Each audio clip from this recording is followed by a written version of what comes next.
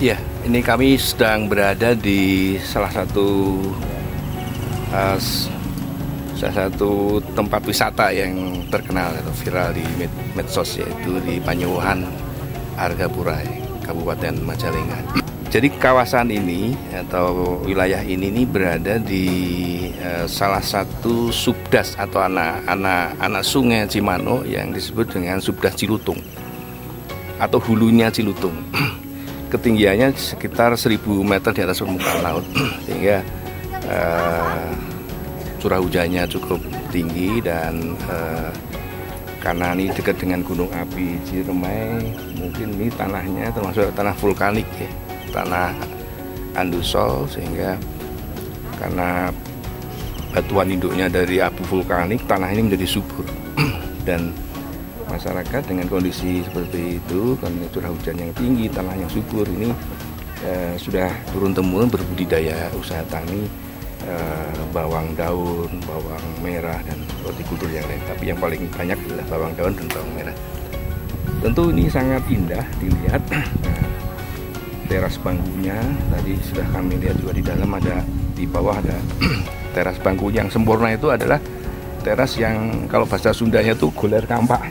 Jadi dia masuk ke dalam sedikit. Di sini ada aluran saluran diversinya.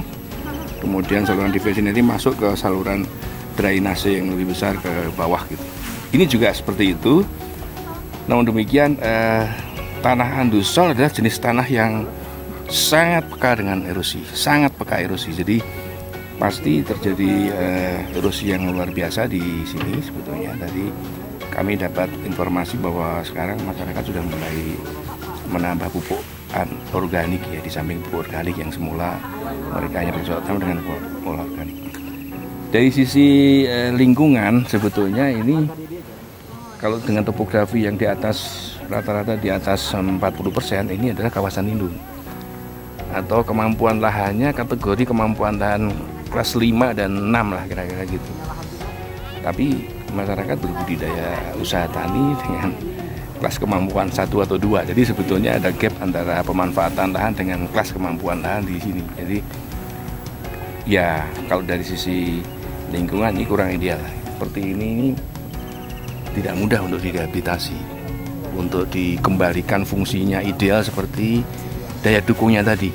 Kalau kelas daya dukung 5 sampai 6 itu berarti daya dukungnya harus hutan, harus dihutankan. Ini tidak mudah kan? Sehingga yang diperlukan adalah bagaimana memodifikasi ini dengan pola-pola agroforestry. Jadi pola-pola agroforestry suatu keniscayaan harus dikembangkan di kawasan seperti ini. Jadi harus memadukan jenis-jenis tanaman keras perennial ini dengan tanaman hortikultur seperti ini, dilengkapi dengan bangunan KTA yang disempurnakan. Ini seperti ini, teras bangku ini kelihatannya bagus nih, tapi sebetulnya masih terjadi erosi di tampingan teras, di badan terasnya. Itu harus diperkuat dengan penguat teras seperti rumput, penguat teras, dan tanaman-tanaman yang lain. Ini pola agroforestry ini juga suatu tantangan sendiri ya, karena biasanya tanaman keras ini menaungi tanaman hortikultur gitu. Jadi kurang disukai lah gitu.